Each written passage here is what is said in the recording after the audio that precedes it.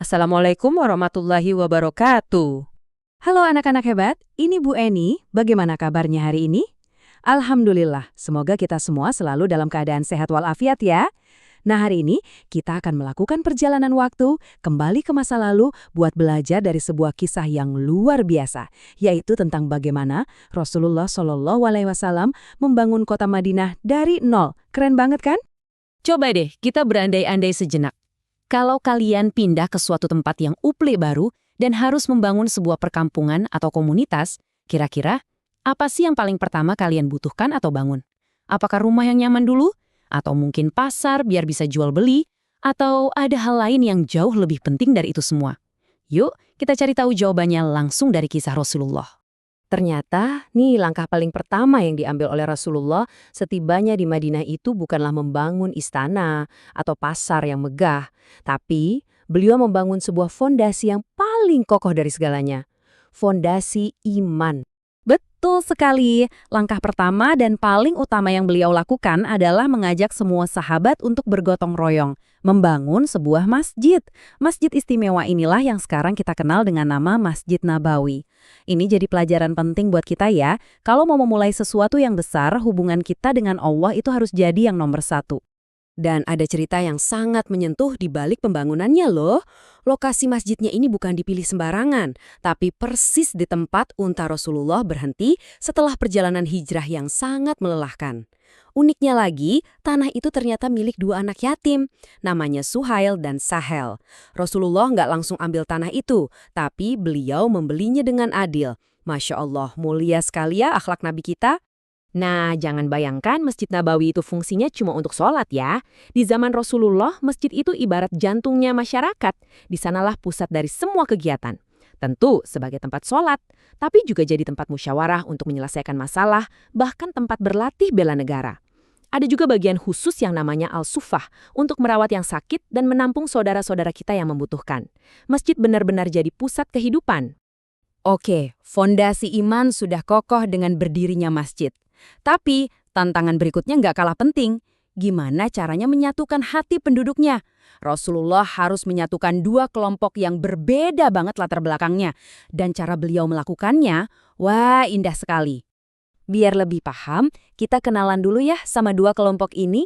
Pertama, ada kaum muhajirin. Mereka ini adalah para sahabat yang ikut berhijrah bersama Nabi dari Mekah, meninggalkan semua harta dan keluarga demi iman mereka. Lalu yang kedua, ada kaum Ansar.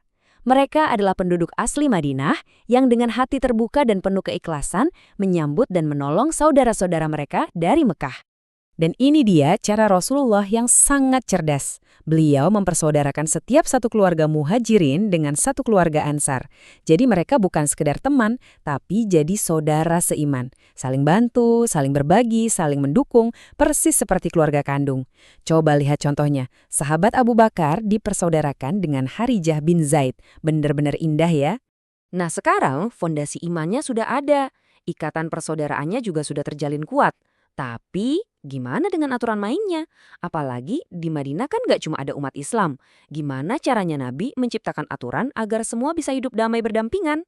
Ini dia tantangannya. Penduduk Madinah itu sangat beragam. Selain Muslim dari Muhajirin dan Ansar, ada juga kaum Yahudi dan suku-suku lain yang sudah lama tinggal di sana. Wah, gimana ya caranya supaya semua bisa hidup rukun, adil, dan damai dalam satu kota yang sama? Jawabannya ada pada sebuah dokumen perjanjian yang sangat canggih pada masanya. Tapi sebelum kita bahas, coba perhatikan angka ini. 47. Kira-kira angka 47 ini maksudnya apa ya? Ada yang bisa tebak? Angka 47 adalah jumlah pasal dalam Piagam Madinah. Ini adalah sebuah perjanjian resmi yang dibuat oleh Rasulullah bersama seluruh penduduk Madinah, baik Muslim maupun non-Muslim. Kerennya lagi, piagam ini disebut-sebut sebagai konstitusi atau undang-undang tertulis pertama di dunia loh. Isinya mengatur hak dan kewajiban semua warga negara supaya bisa hidup bersama dengan adil dan saling melindungi. Kalimat ini kok rasanya familiar banget ya anak-anak?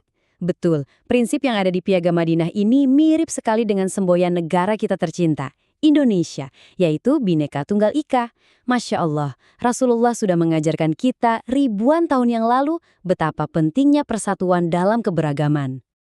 Oke, setelah kita belajar 3 langkah super dari Rasulullah dalam membangun Madinah, sekarang pertanyaannya untuk kita, apa ya pelajaran berharga yang bisa kita ambil untuk kehidupan kita sehari-hari?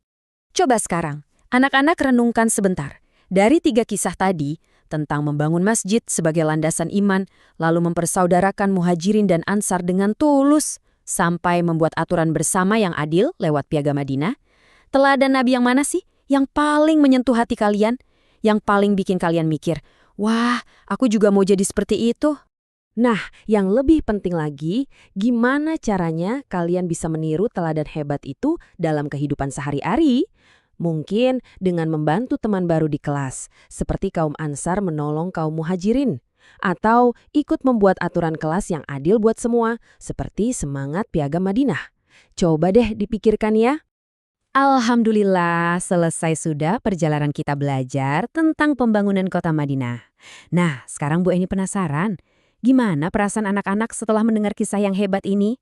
Jadi makin kagum kan sama Rasulullah? Semoga apa yang kita pelajari hari ini bermanfaat dan membuat kita semua makin cinta kepada Nabi Muhammad SAW. Terima kasih banyak ya atas perhatiannya, anak-anak hebat. Sampai jumpa lagi di kesempatan berikutnya. Wassalamualaikum warahmatullahi wabarakatuh.